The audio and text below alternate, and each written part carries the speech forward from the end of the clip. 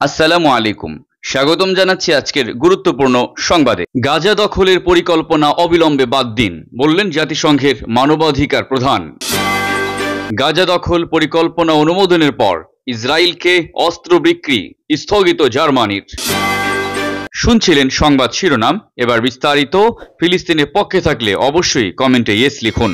ফিলিস্তিনের গাজা উপত্যকায় পূর্ণ সামরিক দখলদারি প্রতিষ্ঠার পরিকল্পনা থেকে অবিলম্বে সরে আসতে ইসরায়েলের প্রতি আহ্বান জানিয়েছেন জাতিসংঘের মানবাধিকার বিষয়ক হাই কমিশনার ফলকার টুর্ক। জাতিসংঘ মানবাধিকার কার্যালয়ের জারি করা এক বিবৃতিতে টুর্ক বলেন, এই পরিকল্পনা আন্তর্জাতিক বিচার আদালতের সেই রায়ের পরিপন্থী যেখানে বলা হয়েছে ইসরায়েলকে যত দ্রুত সম্ভব দখলদারির অবসান ঘটাতে হবে।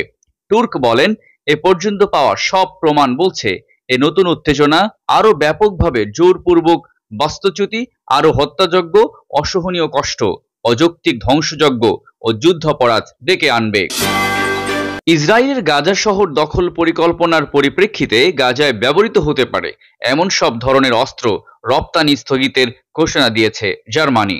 জার্মান চ্যান্সেলর ফ্রিডরিখ মার্জ বলেন, গাজা উপত্যকায় ব্যবহারের সম্ভাবনা আছে এমন কোনো সামরিক সরঞ্জাম ইসরায়েলকে রপ্তানির অনুমোদন আর দেওয়া হবে না পরবর্তী নির্দেশ না দেওয়া পর্যন্ত।